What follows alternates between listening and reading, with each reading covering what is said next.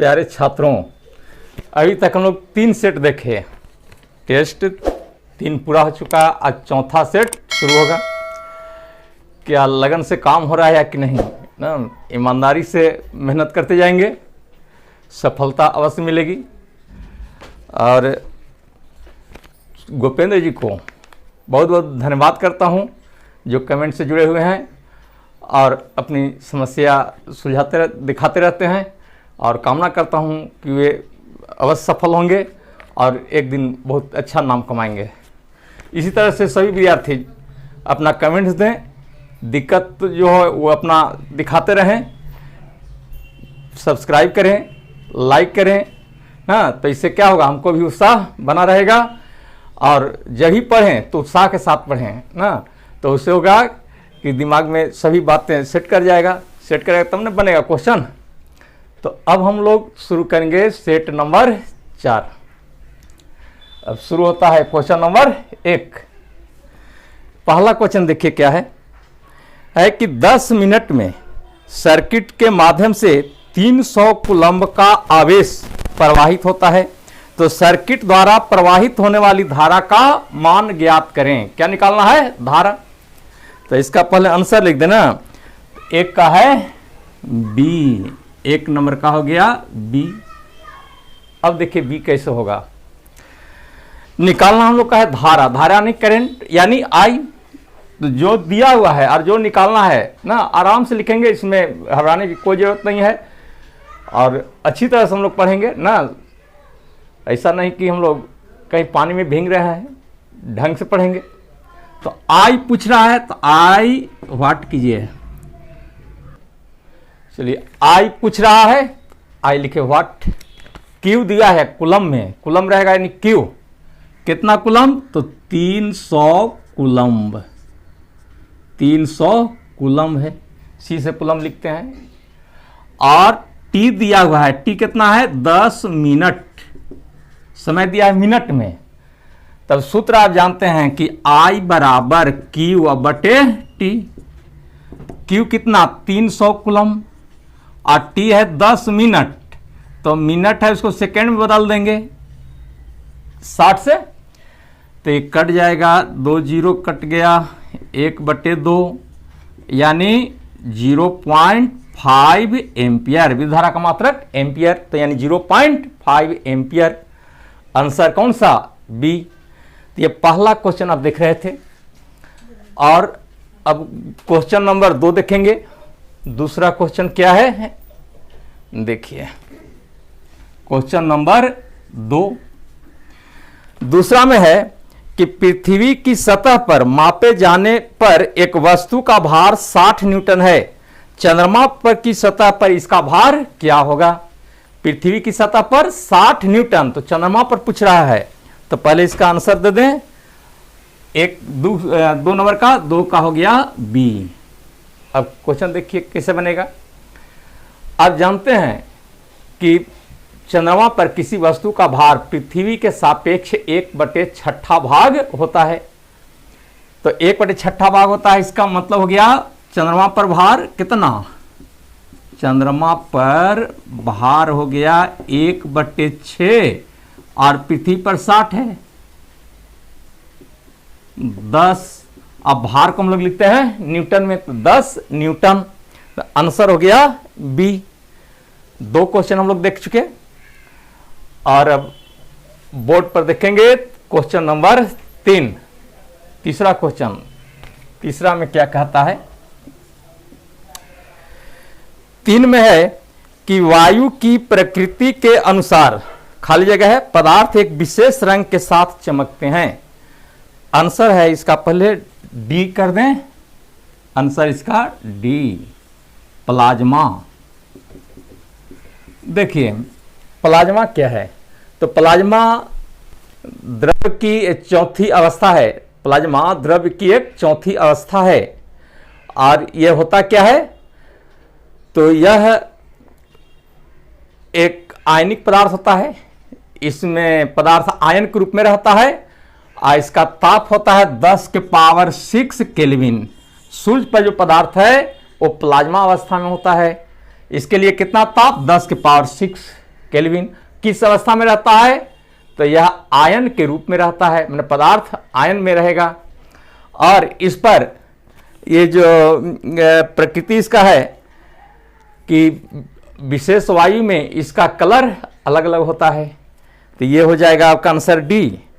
और अब देखें 4 नंबर क्वेश्चन, 3 का हो गया डी, और 4 नंबर क्वेश्चन में देखेंगे। क्वेश्चन नंबर 4 में कि निम्नलिखित में से कौन सा विलयन बिजली का संवहन नहीं करता है? तो इसका पहला आंसर हम लिख दें 4 का ए, यानी शर्करा। देखिए, बिजली का संवहन माने करंट उसी में जाएगा जिसमें पदार्थ आयन के रूप में हो। जैसे यहाँ है सोडियम कैल्शियम क्लोराइड CaCl2, तो कैल्शियम पर प्लस और Cl पर माइनस। CaCl2 कैल्शियम क्लोराइड है, तो कैल्शियम पर प्लस चार्ज, क्योंकि धातु जितने हैं धनात्मक, ध से धातु और ध से धनात्मक। और क्लोरीन क्या है? अधातु, अधातु है ऋणात्मक। तो जिस पर धनात्मक और ऋणात्मक आवेश रहेगा उसी में करंट का प्रवाह होगा। कैल्शियम क्लोराइड, सोडियम हाइड्रोक्साइड, इसमें भी धातु है, धातु अधातु। और सोडियम क्लोराइड, तो इसमें भी आयन होगा प्लस और माइनस। तो जहां प्लस माइनस आयन रहेगा वहां पर करंट का प्रवाह होगा। लेकिन शर्करा में कोई प्लस माइनस चार्ज नहीं होता है। और शर्करा के लिए हम लोग लिखते हैं जैसे C12H22O11 ना, तो इस पर कोई चार्ज नहीं है। शर्करा को डाइसैकेराइड भी कहते हैं ना। तो आंसर कौन सा हो जाएगा? ए। तो 4 का हो गया ए। अब देखते हैं क्वेश्चन नंबर 5। 5वां क्वेश्चन देखिए, क्वेश्चन नंबर 5 में कि एक ध्वनि तरंग जब किसी माध्यम से होकर गुजरती है तो उसमें क्या अपरिवर्तित रहता है? मैंने किसमें परिवर्तन नहीं होता है? तो इसका आंसर दे दें बी, 5 का बी, यानी आवृत्ति। देखिए, आवृत्ति किसी पदार्थ का, वस्तु का अपना गुण होता है। एक कभी चेंज, माध्यम को बदलने से कभी चेंज नहीं करता है। तो प्रकाश तरंग हो या ध्वनि तरंग हो, तो इसमें आवृत्ति हमेशा अपरिवर्तित होता है। आवृत्ति में कोई परिवर्तन नहीं होता है। कोई माध्यम, सघन से लाइट विरल में जाए, चाहे विरल से सघन में जाए, रेयर टू डेंसर या डेंसर टू रेयर में जाए, इसमें आवृत्ति पर कोई प्रभाव नहीं पड़ेगा ना। तो ये इसका आंसर कौन सा हो गया? बी, यानी 5 का बी। अब क्वेश्चन नंबर 6, क्वेश्चन 6 में देखिए, क्वेश्चन 6 में है कि क्वेश्चन नंबर 6 में है कि पृथ्वी की सतह पर जहां वायु का घर्षण नगण्य हो तो वस्तु और खाली जगह है से गिरती है। तो आंसर पहले लिख दें सी, इसका सी। ये घर्षण वायु में कह रहा है कि वायु में घर्षण नगण्य रहे, मतलब वायु में घर्षण नहीं हो। कोई वस्तु को आप गिरा रहे हैं तो कैसे गिरता है? तो एक समान त्वरण से। मैं त्वरण क्या रहता है? एक समान। त्वरण में एक समान का मतलब कि त्वरण में कोई अंतर नहीं आएगा। तो 6 का कौन सा देखे? सी। 7 नंबर क्वेश्चन, 6 का हो गया सी। 7 नंबर में देखें, 7 में है कि आमतौर पर एक अम्ल और एक अल्कोहल की अभिक्रिया द्वारा तैयार किया जाता है। 7 का पहले आंसर दे दें डी, यानी एस्टर। एस्टर।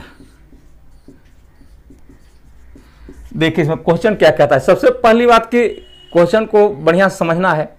क्वेश्चन अगर अच्छा समझते हैं ना तो बहुत सारे समस्या सॉल्व हो जाता है। इसमें कह रहा है क्या कि एक एसिड और एक अल्कोहल, एक एसिड है और एक अल्कोहल है। जैसे मान ली कि एसेटिक एसिड, तो एसेटिक एसिड का सूत्र होता है CH3COOH। ये हुआ एसेटिक एसिड। और अल्कोहल मान ली इथाइल अल्कोहल है, अल्कोहल में methyl alcohol, ethyl alcohol, propyl alcohol, बहुत सारे हैं। मान ली कि इथाइल अल्कोहल लिए, तो इथाइल अल्कोहल का सूत्र है C2H5OH। OH इधर लिखें चाहे इधर लिखें, स्ट्रक्चर में है। तब देखिए कि यहां से OH, अब एक इसका H, OH और H मिल करके क्या बनेगा, H2O। अब बाकी जो पदार्थ रहा लिख देंगे। बाकी क्या है, CH3, तो यहां लिखाएगा CH3, COO, COO, और C2H5, C2H5। तो इसको पढ़ेंगे क्या, इथाइल। C2H5 को पढ़ते हैं इथाइल, इथाइल, और CH3COO को पढ़ेंगे एसीटेट। तो इसको लिखेंगे इथाइल, या एथिल भी कहते हैं, इथाइल एसीटेट, इथाइल एसीटेट। ये क्या हुआ, एक तरह का ये ईस्टर है। इथाइल एसीटेट क्या है, ईस्टर। तो इथाइल एसीटेट, और इथाइल एसीटेट का मैंने ईस्टर का बनना स्टेरिफिकेशन भी कहलाता है ना। ईस्टर का बनना क्या कहलाता है, स्टेरिफिकेशन। तो ये देख रहे थे 7 नंबर का क्वेश्चन, 7 वाला उपयोगी भी है। कह देता है कि स्टेरिफिकेशन क्या है, तो ईस्टर का बनना। ईस्टर कैसे बनता है, तो एसिड और अल्कोहल, इसका नाम क्या, इथाइल अल्कोहल। तो एसिड और अल्कोहल को मिलाने पर क्या बनता है, ईस्टर। अब क्या मुक्त करता है, जल, H2O, जल मुक्त हो जाएगा। यह रहा क्वेश्चन नंबर 7, जिसका आंसर लिखे डी। और अब 8वां क्वेश्चन बोर्ड पर देखें। 8 नंबर क्वेश्चन, 8 में देखेंगे क्वेश्चन नंबर 8 कि निम्नलिखित में कौन सी विशेषता ध्वनि की नहीं है। तो आंसर पहले लिख दें हम, आंसर डी यानी कंपन। तो देखिए ध्वनि का लक्षण, कैरेक्टरिस्टिक्स ऑफ साउंड ना, ध्वनि 3 लक्षण पर डिपेंड है, 3 बातों पर डिपेंड करता है। पहला होता है प्रबलता ना, दूसरा हो गया, या तीव्रता भी कहते हैं, इंटेंसिटी। दूसरा हो गया तारत्व, जिसको पिच कहते हैं। और तीसरा हो गया गुणता। ये 3 चीज पर डिपेंड करता है ध्वनि, जो कि कहलाता है ध्वनि की विशेषताएं, ध्वनि का लक्षण, कैरेक्टरिस्टिक्स ऑफ साउंड। तो ध्वनि की प्रबलता, तारत्व और गुणता, ये 3 देखें। और गुणता, तारत्व को ही लिखा है यहां स्वरमान ना, केवल हिंदी में नाम चेंज किया है। तो प्रबलता का मतलब होता है कि इससे आवाज जो है वो दूर तक जाता है या कम जाता है ना, ये डिपेंड करता है ध्वनि की तीव्रता पर। और ध्वनि की तीव्रता डिपेंड करता है आयाम पर। जितना ज्यादा आयाम ध्वनि की ध्वनि उतनी ही अधिक जाती है। जितना आयाम कम ध्वनि की तीव्रता उतना ही कम। कही देता है कि I प्रोपोर्शनल A स्क्वायर, देता है कि I A में क्या संबंध है, तो I प्रोपोर्शनल होता है A स्क्वायर, जहां I का मान होता है ध्वनि की तीव्रता, A हो गया आयाम, इंग्लिश में कहते हैं एम्पलीट्यूड, एम्पलीट्यूड, और तीव्रता को लिखते हैं इंटेंसिटी, तीव्रता को इंटेंसिटी। तो ध्वनि की तीव्रता किस पर निर्भर करता है, पूछता है अगला क्वेश्चन। तो तीव्रता डिपेंड करता है आयाम पर। आयाम का मतलब क्या हुआ, तो कर्ण का अधिकतम विस्थापन। मान लो कोई कर्ण दोलन कर रहा है, तो कितना ऊपर गया कर्ण, वो हो गया उसका अधिकतम विस्थापन। जितना ज्यादा विस्थापन उतने ज्यादा आयाम, और जितना ज्यादा आयाम उतने ज्यादा तीव्रता। और तीव्रता को मापते हैं हम लोग डेसिबल में। ध्वनि की तीव्रता को किसमें मापते हैं, डेसिबल में। ये साधारण बातचीत में ध्वनि की तीव्रता होता है 30 से 40 डेसिबल, 30 से 40 डेसिबल। कान में जो बोलते हैं ना, जो फुसफुसाहट कहते हैं, उसमें 15 से 20 डेसिबल। 80 से 85 डेसिबल तक की ध्वनि आप आसानी से सुन सकते हैं, इस पर कोई प्रभाव नहीं पड़ता है। लेकिन इससे ज्यादा जो ध्वनि होगा वो ध्वनि प्रदूषण उत्पन्न करता है ना। ध्वनि प्रदूषण हमारे बॉडी पर बहुत सारे प्रभाव डालता है, जैसे व्यक्ति बहरा हो सकता है ना, हार्ट पर प्रभाव पड़ सकता है, ब्रेन पर प्रभाव पड़ सकता है ना, ले राष्ट्रीय मान्यता के अनुसार ध्वनि की तीव्रता होती है 40 से 45 डेसिबल ना। तो इस तरह से आप भी देखें, तीव्रता तारतत्व तो होता है ध्वनि का सुरीला होना या मोटा होना। आवाज सुरीली है या आवाज मोटी है, ये डिपेंड करता है तारतत्व पर, और तारतत्व डिपेंड करता है आवृत्ति पर। अगर आवृत्ति अधिक तो तारतत्व अधिक, और तारतत्व अधिक तो आवाज सुरीली। कहते हैं कि पुरुषों की अपेक्षा स्त्रियों की आवाज सुरीली होती है। क्यों? क्योंकि स्त्रियों के ध्वनि का तारतत्व ज्यादा है, और तारतत्व ज्यादा रहेगा तो आवाज सुरीली होगी ना। बाघ का दहाड़ना और मच्छर का भिनभिनाना, इसमें तारतत्व किसका ज्यादा होगा? मच्छर का ना। ये तीव्रता ज्यादा है बाघ का, लेकिन तारतत्व कम रहता है। अब गुणता हुआ कि प्रत्येक आवाज में अपना गुण होता है, जिसके कारण ध्वनि की पहचान कर लेते हैं। कोई व्यक्ति अगर बाहर में बोल रहे हों और आप कमरे में हैं, तो ध्वनि के गुणता के आधार पर जान लेते हैं कि किन व्यक्ति का यह आवाज है। तो इस तरह से ध्वनि के कितने लक्षण हो गए? 3। तो ये देख रहे थे क्वेश्चन नंबर 8। क्वेश्चन नंबर 8 का भी वर्णन देखें। इसमें बहुत सारी क्वेश्चन भी दिखा दिए कि इसमें कहां कहां से क्वेश्चन उठ सकता है। और अब चलते हैं क्वेश्चन नंबर 9। क्वेश्चन 9 में है कि मोनो हाइब्रिड क्रॉस से विरुद्ध गुणों वाले खाली जगह है युग्म शामिल हैं। तो इसका आंसर पहले दे दें बी, 9 का बी। अब मोनोहाइब्रिड क्रॉस क्या है वो देख लीजिए। मोनोहाइब्रिड का मतलब होता है कि एक ही लक्षण के दो भिन्न गुणों के बीच जब क्रॉस कराते हैं तो इसको कहते हैं हम लोग मोनोहाइब्रिड या एक संकरण क्रॉस। एक संकरण क्रॉस कहते हैं मोनोहाइब्रिड क्रॉस। मोनोहाइब्रिड क्रॉस, फिर से कि एक ही लक्षण के दो भिन्न गुणों के बीच जब क्रॉस कराते हैं तो ऐसे क्रॉस को क्या कहेंगे? एक संकरण क्रॉस या मोनोहाइब्रिड क्रॉस। जैसे देखिए, लंबा पौधा और बौना पौधा दोनों के बीच अगर हम क्रॉस कराते हैं तो दोनों का लक्षण सेम है। लक्षण का मतलब हुआ कि आदमी लंबा है या बौना है तो ये लेंथ दिखा रहा है। मान लीजिए लाल फूल और उजला फूल एक ही लक्षण है, लेकिन गुण अलग अलग है। एक लाल है, एक सफेद है। तो एक ही लक्षण के बीच जब क्रॉस कराएंगे, जैसे बड़ा टी, ये लंबा पौधा के लिए लिखते हैं टॉल प्लांट,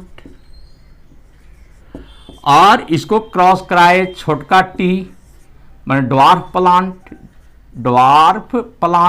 माने बौना पौधा। दोनों के बीच जब हम क्रॉस कराएंगे ना तो ये बनेगा बड़ा टी छोटा टी। माने कि पहली जनरेशन में सभी पौधे लंबे प्राप्त होंगे। फर्स्ट F1 जनरेशन बोलते हैं, फर्स्ट फाइनल जनरेशन। लेकिन दूसरी पीढ़ी के लिए देखिए, ये दोनों टी अलग हो जाता है। बड़ा टी अलग और छोटा टी अलग। एक मेल हो गया और दूसरा इसी तरह से फीमेल देखेंगे, बड़ा टी और छोटा टी लेंगे। अब क्रॉस कराते हैं तो बड़ा टी और छोटा टी, बड़ा टी छोटा टी और छोटा टी। अब देखिए तो यहां कि लंबा, दोनों अगर बड़ा टी है तो लंबा, एक बड़ा और एक छोटा टी है लंबा, बड़ा टी छोटा टी लंबा। तो कै गो लंबा? 3 लंबा, और दोनों छोटा टी तो एक बौना, तो 3 लंबा और एक बौना। F2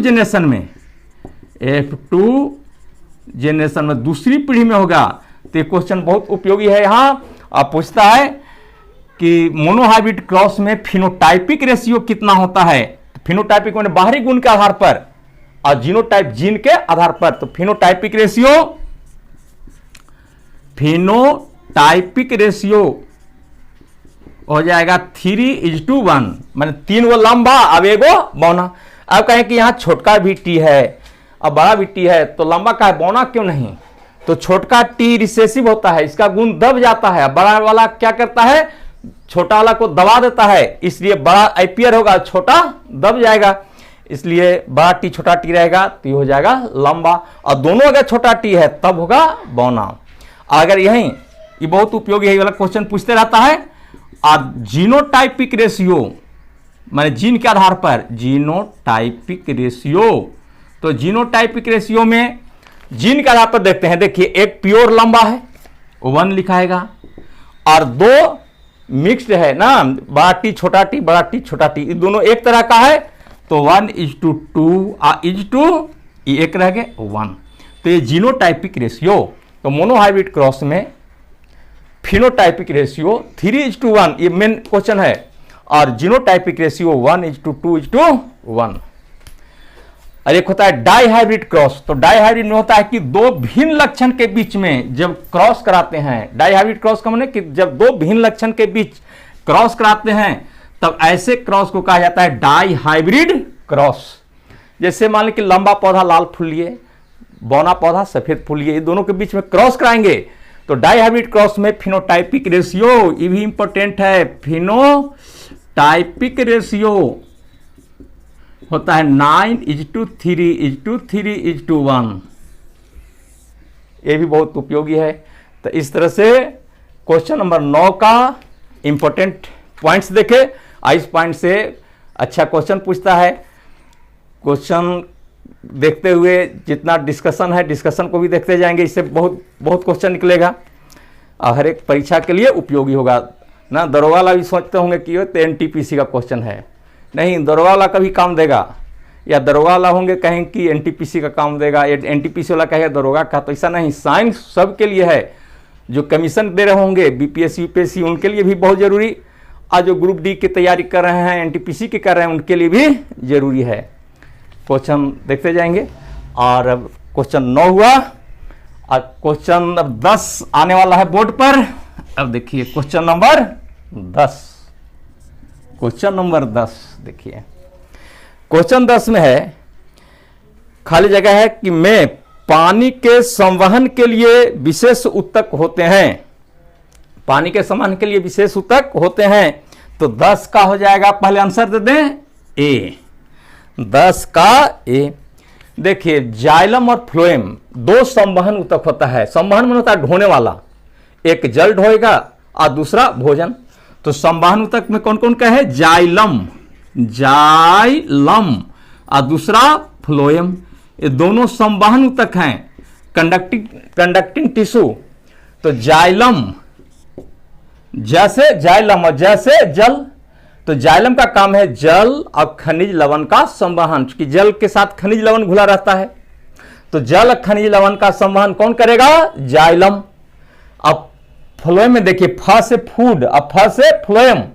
तो फ्लोएम द्वारा फूड का संवहन होता है। फूड बनता है कहां? पत्ती में, पौधा के पत्ती में बनता है फूड। और फ्लोएम के द्वारा वह पौधे के विभिन्न भागों में पहुंचाया जाता है। और जल जड़ से लेकर के पत्ती तक पहुंचाता है। तो जाइलम यूनिडायरेक्शनल काम करता है, भी पूछता है। तो जाइलम यूनिडायरेक्शनल हुआ, एक डायरेक्शन में जल को पहुंचाएगा। फ्लोएम हर एक पार्ट में भोजन को पहुंचाएगा ना। बहुत सारे डायरेक्शन में काम करेगा, लेकिन जाइलम एक ही डायरेक्शन में काम करेगा। तो ये था क्वेश्चन नंबर 10। 10 का हो गया ए। अब चलते हैं 11 नंबर क्वेश्चन। 11 नंबर क्वेश्चन इस तरह से है कि 15 किलोग्राम द्रव्यमान की एक वस्तु 2 मीटर पर सेकेंड के एक समान वेग से गति कर रही है, तो उस वस्तु की गतिज ऊर्जा कितनी होगी? क्या पूछा है? गतिज ऊर्जा। पहले इसका आंसर हम लोग डी लिखेंगे। अब देखिए गतिज ऊर्जा को हम लोग लिखते हैं काइनेटिक एनर्जी। अब काइनेटिक एनर्जी के लिए लिखते हैं हाफ mv²। गतिज ऊर्जा का सूत्र क्या है? Half mv²। तो ये हो गया हाफ। अब मास कितना दिया है? मास है 15 किलोग्राम। तो ये हो गया 15। अब वेग है 2 मीटर पर सेकेंड। तो 2 का स्क्वायर, तो 2 दूनी 4 कट जाएगा, 15 दूनी 30। और काइनेटिक एनर्जी के लिए मात्रक है जूल, तो 30 जूल। तो ये रहा क्वेश्चन नंबर 11। और क्वेश्चन नंबर अब चलेंगे 12। क्वेश्चन नंबर 12 है, क्या है क्वेश्चन देखें।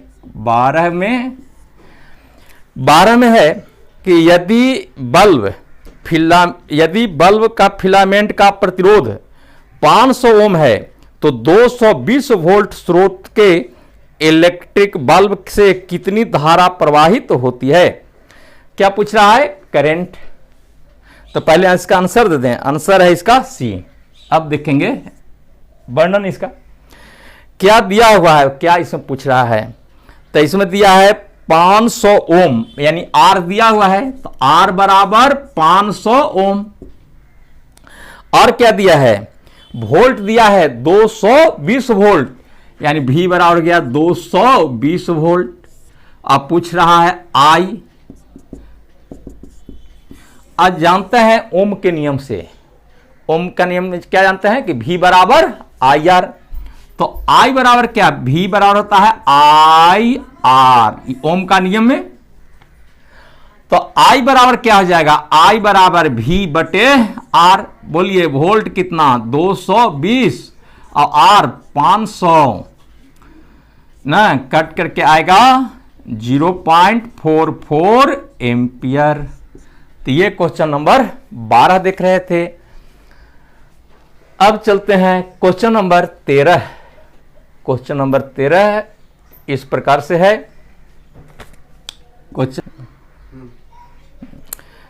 क्वेश्चन नंबर अभी 12 देखे, क्वेश्चन अब देखेंगे 13 में है कि जिसके कारण ब्रह्मांड में प्रत्येक निकाय हर दूसरे निकाय को आकर्षित करता है उस वस्तु को खाली जगह कहते हैं। आंसर पहले लिख लें ए, 13 का ए। देखिए ब्रह्मांड में जितने भी वस्तुएं हैं ना, तो वस्तुओं के बीच में कौन सा बल लगता है, आकर्षण बल। उसी आकर्षण बल को कहते हैं हम लोग गुरुत्वाकर्षण बल। तो दो वस्तुओं के बीच लगने वाले आकर्षण बल को गुरुत्वाकर्षण बल कहते हैं। जैसे दो व्यक्ति है, दोनों के बीच में भी आकर्षण बल लगता है, तो हम क्या कहेंगे कि दोनों के बीच कौन बल है, तो गुरुत्वाकर्षण बल। तो यहां आंसर हो जाएगा गुरुत्वाकर्षण बल। एक बात और कि गुरुत्वाकर्षण बल हमेशा आकर्षी होता है, माने आकर्षण वाला। गुरुत्वाकर्षण बल में प्रतिकर्षण नहीं होता है। जैसे विद्युतीय बल है, तो विद्युत वाला में क्या, मान लें कि प्लस चार्ज है माइनस, माने एक प्लस और दूसरा माइनस चार्ज है, तो इसके बीच में क्या होगा, आकर्षण। और अगर सेम चार्ज है तो इसमें क्या होगा, विकर्षण। समान आवेश में विकर्षण और समान आवेश में आकर्षण। असमान और आकर्षण, अ से असमान और से आकर्षण, तो असमान में आकर्षण, तो समान में क्या होगा, विकर्षण।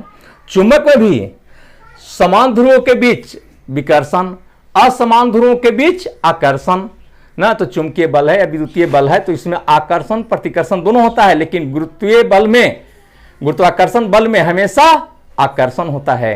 ये भी ना, ये नोट करने वाली चीज है। तो ये आंसर था 13 का ए। और अब क्वेश्चन नंबर 14 क्वेश्चन देखिए क्या कहता है। क्वेश्चन नंबर 14 में है कि निम्नलिखित में से कौन सा एक पराग कोश का भाग नहीं है। पराग कोश का भाग नहीं है, तो इसका आंसर हो जाएगा इसका आंसर बी, मतलब अंडप।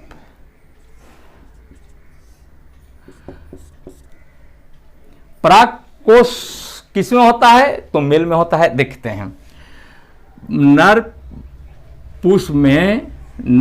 पुष्प को कहा जाता है एंड्रोसियम। नर पुष्प भाग कहते हैं किसको, एंड्रोसियम को। एंड्रोसियम माना होता है क्या, पुमंग। अब एंड्रोसियम का यूनिट होता है स्टेमेन। मतलब पुंकेसर। पु माने इसे पुरुष, पुरुष माने क्या, मेल में। तो पूछा जाए कि फ्लावर में नर जनन भाग को क्या कहते हैं, तो एंड्रोसियम या पुमंग, और उसका यूनिट है स्टेमेन। तो इसमें ये हुआ एंथर यानी पराग कोश। एंथर को कहते हैं पराग कोश। इसमें दाना जैसा रचना है, इसको कहते हैं पोलेन ग्रेन, माने पराग कण। और ये हुआ फिलामेंट। तो ये मेल से रिलेटेड हुआ। और फीमेल मतलब मादा जनन भाग, पुष्प में बात कर रहे हैं, माने प्लांट में, पौधा में, तो मादा जनन भाग को कहते हैं गाइनेशियम, मादा जनन भाग को गाइनेशियम यानी जायांग, और उसका एक यूनिट होता है कार्पेल ना, जिसको हिंदी में आप अंडप कहते हैं। तो अंडप किससे हुआ? गाइनेशियम मादा पार्ट से, और एंथर किससे जुड़ा हुआ है? नर भाग से ना। अब क्वेश्चन देखेंगे हम लोग 15 नंबर क्वेश्चन में क्या है। 15 में एक पहले खाली जगह दिया है, एक संतृप्त हाइड्रोकार्बन है, तो इसका पहले आंसर लिख लें, ए यानी एथेन, इथेन। देखिए एल्केन, संतृप्त हाइड्रोकार्बन को हम लोग एल्केन भी कहते हैं, एल्केन, और इसका सामान्य सूत्र होता है CnH2n+2, जहां n हुआ सदस्यों की संख्या। दूसरा एल्कीन, एल्कीन असंतृप्त हाइड्रोकार्बन में है, जिसमें कार्बन की संख्या कार्बन कार्बन के बीच में डबल बॉन्ड होता है, इसका है CnH2n, और एक है एल्काइन, CnH2n-2। तो एक कई सूत्र पूछता है, तो एल्केन हुआ संतृप्त हाइड्रोकार्बन, और एल्कीन और एल्काइन असंतृप्त हाइड्रोकार्बन का ना पार्ट्स हो गया। तो ये 15 का आंसर ए। अब देखिए एल्कीन में, तो एल्कीन में जैसे है इथिलीन, इसमें है इथिलीन मैंने इंपॉर्टेंट, इसमें जैसे एसिटिलीन ना, ऐसे मिथेन, इथेन, प्रोपेन, ब्यूटेन। तो एल्केन, एल्कीन और एल्काइन का सूत्र ना अवश्य जानना होगा। तो ये 15 नंबर क्वेश्चन अभी देख रहे थे। अब 15 के बाद अब चलेंगे 16 में। क्वेश्चन नंबर 16 देखिए 16 में क्या है। 16 में है कि निम्नलिखित में से कौन सा विकल्प आरबीसी के बारे में सत्य नहीं है। तो पहले आंसर इसका लिख लें बी, आंसर बी। अब देखिए पहला ही चॉइस था इसमें कि कार्य ऑक्सीजन और कार्बन डाइऑक्साइड का परिवहन। तो आरबीसी का मेन फंक्शन क्या है? ऑक्सीजन और कार्बन डाइऑक्साइड का परिवहन। आरबीसी में हीमोग्लोबिन होता है, हीमोग्लोबिन ऑक्सीजन को बाइंड करता है, बांधता है, शरीर के विभिन्न कोशिकाओं में पहुंचाता है और वहां से कार्बन डाइऑक्साइड को बांध करके बाहर निकालता है। सही है। बी में था आकार में कि अमीबा के आकार का, तो नहीं, आरबीसी का आकार कैसा होता है? बाइकॉन्केव, माने उभयाव तल। तो ये गलत हो गया, इसलिए आंसर इसका बी होगा। सी में भी देख लीजिए क्या है कि आरबीसी की गणना हीमोसाइटोमीटर नामक उपकरण द्वारा की जाती है। सही है। यंत्र का नाम है हीमो कहीं लग गया तो मैंने रक्त से है, तो हीमोसाइटोमीटर किसके लिए? रक्त, आरबीसी की गणना के लिए। और चौथा है लंबाई इसका, मैंने आरबीसी की लंबाई तो 7.5 माइक्रोमीटर, ये भी सही है। तो ये आंसर कौन सा हो गया? बी, 16 का बी। और अब 17 नंबर का क्वेश्चन, क्वेश्चन नंबर 17 में देखिए क्या है इसमें कि निम्नलिखित में कौन सा समूह क्रिप्टोगेम्स कहलाता है। तो पहले आंसर दे दें बी। देखिए प्लांट को हम लोग मुख्यतः दो ग्रुप में बांटते हैं। एक का नाम है क्रिप्टोगेम्स, क्रिप्टोगेम्स हिंदी में इसको कहते हैं अपुष्पीय, अपुष्पीय। और दूसरा है फैनरोगेम्स, फैनरोगेम्स, इसको कहते हैं पुष्पीय, इसको कहते हैं पुष्पीय। क्रिप्टोगेम और फैनरोगेम्स। क्रिप्टोस में ऐसे छिपा हुआ होता है, तो इनकी छिपा हुआ में क्या कि इसमें पुष्प नहीं होता है। और इसमें 3 पार्ट होता है। पहला थैलोफाइटा, थैलोफाइटा, दूसरा ब्रायोफाइटा और तीसरा टेरिडोफाइटा। तो ये देख रहे हैं तीनों, इसमें पुष्प नहीं होता है। और फैनरोगेम में 2 पार्ट, एक का नाम है जिम्नोस्पर्म, जिम्नोस्पर्म जिसको कहते हैं अनावृत बीजी, हिंदी में अनावृत बीजी। और एंजियोस्पर्म, एंजियोस्पर्म इसको कहते हैं आवृत बीजी, आवृत बीजी। देखिए इसमें क्या पुष्प नहीं होता है, इसमें पुष्प होता है। अब इसमें भी दो पार्ट है, जिम्नोस्पर्म और एंजियोस्पर्म। तो जिम्नोस्पर्म का मतलब, जिम्नोस्पर्म होता है नेकेड, स्पर्म माने सीड, यानी कि नेकेड सीड का मतलब इसमें फल नहीं लगेगा, केवल बीज होगा। और इसमें फल, बीज, तना, पत्ती जितना भी पार्ट है सब प्रेजेंट रहता है। ये डेवलप्ड प्लांट है, डेवलप्ड प्लांट का एक ग्रुप है। तो इस तरह से अभी हम देख रहे थे 17 का कौन सा आंसर हो गया, बी। अब चलते हैं 18, क्वेश्चन नंबर 18। क्वेश्चन नंबर 18 में देखेंगे,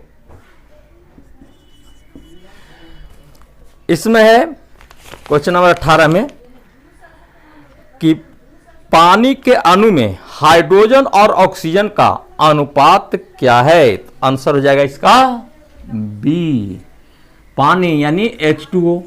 तो H2O में हाइड्रोजन का कई परमाणु, 2 और ऑक्सीजन का 1, तो अनुपात क्या हो गया, 2:1। अगर रहता भार के विचार से, परमाणु पर देखिए भार के विचार से रहेगा, तब देखिए H2O का हाइड्रोजन का परमाणु भार 1, अब 1 में 2 से गुना हो जाएगा 2, और ऑक्सीजन का 16 कट के आएगा 1 और कितना 8। अगर कहेगा भार के विचार से हाइड्रोजन ऑक्सीजन का अनुपात जल में कितना, तो 1 और 8। लेकिन ऐसे परमाणु के आधार पर तो हाइड्रोजन के 2 परमाणु और ऑक्सीजन का 1 परमाणु। तो ये क्वेश्चन नंबर 18 देख रहे थे। और क्वेश्चन नंबर 19 अब बोर्ड पर आएगा, 19 नंबर क्वेश्चन। तो 19 में क्या है कि किसी वस्तु की गतिज ऊर्जा के साथ बढ़ती है, खाली जगह है, भरना है, तो आंसर पहले लिख दें डी। देखिए तो यहाँ की गतिज ऊर्जा के लिए काइनेटिक एनर्जी लिखते हैं 12 mv²। तो अगर वेग बढ़ेगा तो काइनेटिक एनर्जी का मान बढ़ेगा, इसलिए इसका आंसर कौन सा हो जाएगा, डी, यानी 19 का डी हो गया।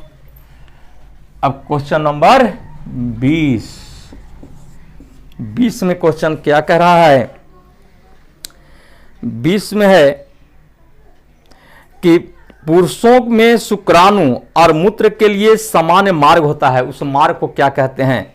तो आंसर पहले लिख दें बी, इसको कहते हैं मूत्र मार्ग, यूरेथ्रा इंग्लिश में, यूरेथ्रा। तो यूरेथ्रा के द्वारा सीमेन और यूरिन दोनों पास होता है। ऐसे मूत्र वाहिनी है तो मूत्र को कंडक्ट करता है, धोता है ना, और यूरेथ्रा ये सीमेन और यूरिन दोनों को कंडक्ट करता है, इसलिए आंसर हो जाएगा इसका बी। ये आंसर हो जाएगा इसका बी। और अब चलते हैं क्वेश्चन नंबर 21, 20 का हो गया बी। अब 21 नंबर क्वेश्चन देखिए, 21 नंबर में क्या होगा। क्वेश्चन 21 में है कि दो निकायों के बीच गुरुत्वाकर्षण बल के लिए निम्नलिखित में कौन सा कथन सत्य है। तो 21 का हो गया बी। तो गुरुत्वाकर्षण के लिए क्या सत्य है, तो दो निकायों के बीच गुरुत्वीय बल हमेशा आकर्षी होता है। जैसा कि पहले क्वेश्चन में बतला चुके हैं कि गुरुत्वाकर्षण बल में हमेशा आकर्षण होता है, चुंबकीय बल है या विद्युतीय बल है तो आकर्षण विकर्षण दोनों होता है। तो ये आंसर हो गया बी। और 22 number question, question number 22, question number 22 में क्या है कि चूने से सफेदी के दौरान कैल्शियम हाइड्रोक्साइड हवा में खाली जगह के साथ धीरे धीरे अभिक्रिया करता है ताकि दीवारों पर कैल्शियम कार्बोनेट की पतली परत बन सके। तो आंसर पहले लिख लें इसका डी। देखिए जो हम लोग दीवार पर पोताई करते हैं उसमें क्या है, बुझा हुआ चूना है। तो बुझा हुआ चूना या सेलेक्ट लाइम कहते हैं इंग्लिश में, तो CaOH whole twice, calcium hydroxide बुझा हुआ चूना, इससे हम पोताई किए। पोताई करने के बाद छोड़ देते हैं, थोड़ा देरी में क्या होता है, दीवार सफेद हो जाता है। दीवार सफेद क्यों होता है, तो हवा में कार्बन डाइऑक्साइड है, तो ये कार्बन डाइऑक्साइड से संयोग कर जाता है और कैल्शियम हाइड्रोक्साइड कार्बन डाइऑक्साइड से संयोग कर कैल्शियम कार्बोनेट बनाता है CaCO3 और प्लस कैल्शियम कार्बोनेट प्लस क्या होगा जल H2O। तो इसी कैल्शियम कार्बोनेट के कारण दीवार में चमक आता है, दीवार में सफेदी आती है। कैल्शियम कार्बोनेट को हम लोग चूना पत्थर कहते हैं और संगमरमर भी कहते हैं। संगमरमर का भी सूत्र कैल्शियम कार्बोनेट है। तो ये था 22 number question. Question number 23, question number 23 देखेंगे। 23 में है कि निम्नलिखित में कौन सा कथन सत्य है। पहला दिया है इसमें दृढ़ता, प्रति इकाई पदार्थ का द्रव्यमान उसकी दृढ़ता के रूप में जाना जाता है, मतलब द्रव्यमान को दृढ़ता कहते हैं, ये लिखा। दूसरा लिखा है गतिज ऊर्जा में कि यह किसी पदार्थ में निरंतर गतिशील कणों के कारण पदार्थ में स्थित ऊर्जा का प्रकार है। द्रव्य में गतिज ऊर्जा का कारण भी यही है। अब चॉइस देखना है, तो इसका पहले आंसर हम डी लिख लें और उसके बाद देखेंगे कि क्वेश्चन क्या कह रहा है। लिखा है इसमें दृढ़ता, दृढ़ता को इंग्लिश में कहते हैं रिजिडिटी, रिजिडिटी। दृढ़ता क्या होता है कि दृढ़ता किसी ठोस का वह गुण है जिसके कारण उस पर बाहरी बल लगाएं तो उसके आकार में कोई परिवर्तन नहीं हो, यह हो गया दृढ़ता। तो दृढ़ता द्रव्यमान पर डिपेंड नहीं करता है बल्कि पदार्थ का अपना गुण है, इसलिए एक तो छट गया। आप 2 नंबर पर अब देखें, 2 नंबर को अब चेक करें कि यह किसी पदार्थ में निरंतर गतिशील कणों के कारण होता है। तो गतिज ऊर्जा किसके कारण, गति के कारण ना, तो गति जिसमें रहेगा उसमें गतिज ऊर्जा, ये सही है। इसलिए दोनों को मद्देनजर रखते हुए चॉइस को आंसर हम लगाते हैं डी। तो ये 23 नंबर का हो गया डी। अब चलते हैं 24 नंबर क्वेश्चन। तो 24 नंबर क्वेश्चन बोर्ड पर इस प्रकार है। 24 में है कि निम्नलिखित में कौन सा अधातु का इलेक्ट्रॉनिक विन्यास नहीं है। ध्यान देंगे, कौन सा अधातु का इलेक्ट्रॉनिक विन्यास नहीं है। तो पहले आंसर हम दे दें सी। देखिए, धातु जब रहेगा तो धातु के बाहरी कक्षा में 1, 2 या 3 इलेक्ट्रॉन होता है। जिसके बाहरी कक्षा में 1, 2, 3 इलेक्ट्रॉन, वो क्या होता है, धातु, और ये इलेक्ट्रॉन का त्याग करता है। जिसके बाहरी कक्षा में 1, 2, 3 इलेक्ट्रॉन रहता है, वो इलेक्ट्रॉन का क्या करेगा, त्याग। अब बाहरी कक्षा में जो इलेक्ट्रॉन होता है उसको कहते हैं संयोजी इलेक्ट्रॉन। जिसमें संयोजी इलेक्ट्रॉन 1, 2, 3 हो, वो हो गया धातु। और अधातु, अधातु में देखिए 5, 6, 7, 4 वाला उपधातु भी होता है, अधातु भी होता है, इसलिए हम 5 से शुरू किए। तो जिसके बाहरी कक्षा में 5, 6 और 7 इलेक्ट्रॉन हो, वो क्या होता है, अधातु। तो धातु इलेक्ट्रॉन त्यागता है, धातु इलेक्ट्रॉन ग्रहण करता है। क्यों, अष्टक पूरा करने के लिए। अब मान लीजिए अधातु के बाहरी कक्षा में 5 इलेक्ट्रॉन है, अष्टक पूरा करने के लिए क्या करेगा, 3 इलेक्ट्रॉन ग्रहण करेगा। 6 वाला 2 इलेक्ट्रॉन ग्रहण करेगा, 7 वाला 1 इलेक्ट्रॉन ग्रहण करेगा। तो अधातु इलेक्ट्रॉन ग्रहण करता है, धातु इलेक्ट्रॉन का त्याग करता है। ऐसे याद रखें, ध से धातु और ध से धनी ना, धनी ना त्यागेगा। ये धातु धनात्मक, ध से धातु, ध से धनात्मक भी, तो धातु धनात्मक, तो बचा अधातु, अधातु ऋणात्मक ना। तो ये भी इंपॉर्टेंट क्वेश्चन है, इसे भी क्वेश्चन घुमा घुमा के पूछते रहता है, लेकिन कंसेप्ट रहेगा तो हम लोग घूम नहीं पाएंगे, अब आंसर सही जाएगा। तो 24 नंबर क्वेश्चन हुआ। और अब लास्ट क्वेश्चन आप बोर्ड पर देखेंगे 25वां क्वेश्चन। 25 में देखिए क्या है। 25 में कि 1 जूल बराबर,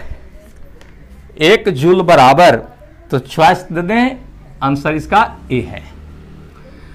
देखिए 1 जूल किसका मात्रक होता है, कार्य का। कार्य बराबर क्या होता है, बल गुणे विस्थापन। कार्य बराबर क्या होता है, बल गुणे विस्थापन। कार्य बराबर बल गुणे विस्थापन। तो कार्य के लिए, बल के लिए क्या लिखेंगे, न्यूटन। और न्यूटन के पहले हम 1 लिखें तो उससे कोई दिक्कत नहीं है, 1 न्यूटन दें चाहे न्यूटन दें। अब विस्थापन मीटर में, तो 1 मीटर यानी 1 न्यूटन गुने 1 मीटर बराबर 1 जूल, या कहे जूल बराबर तो न्यूटन गुने मीटर। तो यह था क्वेश्चन नंबर 25। इस तरह से आपको 25 क्वेश्चन पूरा हुआ सेट नंबर 4 का। फिर अगला टेस्ट फिर शनिवार को दिखाएंगे। तो शनिवार रविवार 2 टेस्ट, अब बाकी हम लोग टारगेट बैच देखते हैं। तो टारगेट और टेस्ट दोनों को हम लोग को देखना होगा, दोनों हमारे लिए उपयोगी होगा ना। इसको आप मन लगा कर देखें, मन लगा के पढ़ें, अपने देखें भी, और लाइक करें, सब्सक्राइब करें, और चैनल को आगे बढ़ाते भी जाएं। Thank you very much.